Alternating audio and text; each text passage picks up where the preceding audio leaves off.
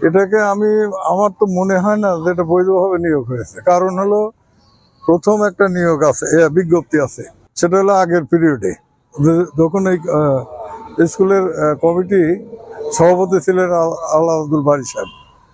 ওই সময় উনি, তারপরে ওনার পরে আরেকটা কমিটি হয়, এরপরে আবার আরেকটা বিজ্ঞপ্তি হয়, নিয়োগের জন্য আবেদন করা হয়, চাওয়া হয়।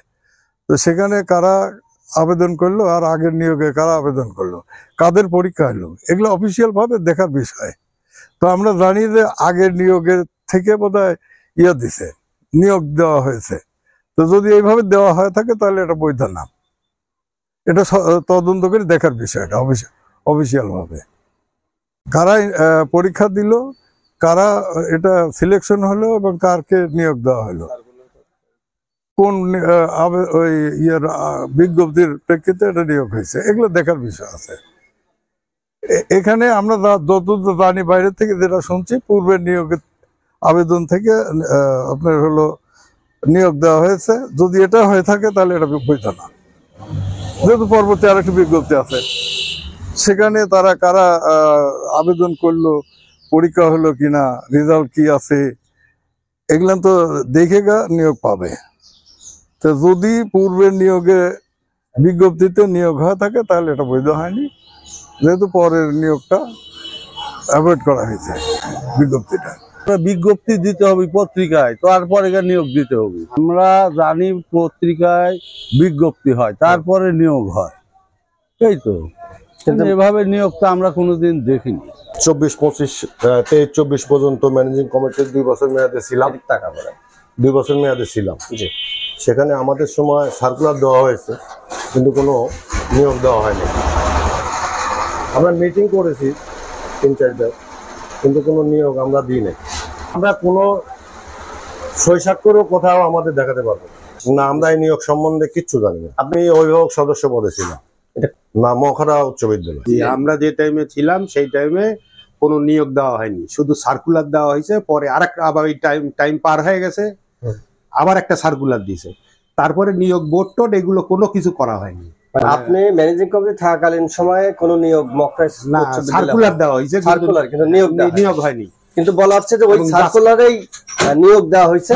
না না না, সার্কুলার 2 বার দেওয়া হয়েছে।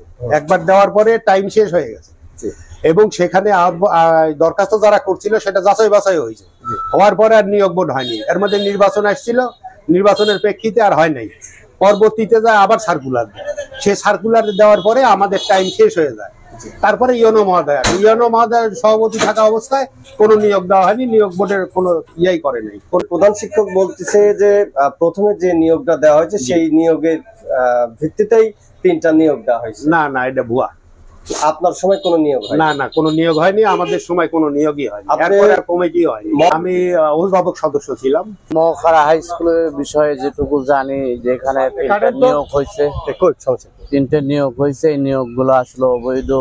এলাকার কোনো লোকই জানে না, ম্যানেজমেন্ট কমিটি জানে না, এলাকাবাসী জানে না, কোনো নেতাকর্মী জানে না। নিয়োগগুলো অবৈধ হয়েছে। এই অবৈধ নিয়োগ বানচাল করার জন্য আমি তীব্র প্রতিবাদ নিন্দা জানাচ্ছি, এবং সঠিক তদন্ত করে এগুলো দেখার জন্য সাংবাদিক প্রশাসনকে আমি অনুরোধ জানাচ্ছি। এই যে যাদের নিয়োগ দেওয়া হয়েছে তাদের কাছে কোনো আর্থিক লেনদেন করা হয়েছে কিনা? হ্যাঁ, এরকম শুনছি, টাকা লেনদেন করে তাদেরকে নিয়োগ দেওয়া হয়েছে। এই নিয়োগের সাথে কারা জড়িত? নিয়োগের সাথে এখন এখানে হেডমাস্টার আছে, এরাও স্কুল কর্তৃপক্ষ যারা ছিল তারা কমিটির লোক ছিল। একটা সুষ্ঠু তদন্ত করে এই নিয়োগটা বাতিল, এবং পুনরায় আবার একটা ভালো করে সার্কুলার দিয়ে সবাই জেনে শুনে একটা নিয়োগ হোক, এটাই আমরা প্রত্যাশা করি। আমরা তারপরে আবার সবাই মানববন্ধন করি কিংবা সংবাদ সম্মেলন করে, যেটাই করবো। আমরা অনেক কাগজপাতি আমরা দিচ্ছি, অনেক জায়গায় দেওয়া আছে, ওরাও তো দূরে লিখছে, ওরাও দেখতেছে, তদন্ত করে ওরাও আর কি এটার পদক্ষেপ নিবি। মখরা উচ্চ বিদ্যালয় প্রধান শিক্ষক বকুল এই অবৈধ নিয়োগের সাথে জড়িত আছে। খোঁজখবর দেয় না, আমরা খোঁজখবর রাখিও না, জানায়ও না, আমরা বলিও না। এখন হচ্ছিল প্রতিষ্ঠান ম্যানেজিং কমিটি আর হচ্ছিল প্রতিষ্ঠান পরিচালক যে আছে হেডমাস্টার, তারা দুইজনে মিলে ম্যানেজিং কমিটির দুজন মিলে যাওয়ার সিদ্ধান্ত নেয়, তাই হয়। বাইরের লোকের তো আদার্স লোক আমরা তো আমার জানার অপেক্ষাই থাকে না, আমরা তো জানি না, কিন্তু আমার জিজ্ঞাসা করেন আমরা জানিও না, খোঁজ রাখি, কোনো খোঁজ রাখি না। ম্যানেজিং কমিটি জিজ্ঞেস করবে কি আসলে তা নিয়োগ দিচ্ছে কিনা দিয়া করতে না, তারাই ভালো জানে, এটা আমি জানি। আমাদের ডাকে প্রতিষ্ঠানওয়ালারা ম্যানেজিং কমিটিওয়ালারা যদি ডাকে যাচ্ছেন আমরা প্রতিষ্ঠানের লোক নিয়োগ দিব, সার্বিক সহযোগিতা আইন মোতাবেক, ডাকলে আমরা যাবো, না ডাকলে তো আমি যাবো। আমরা তো শান্তি থাকতে চাই, আমরা তো কোনো ফেতনা থাকতে চাই।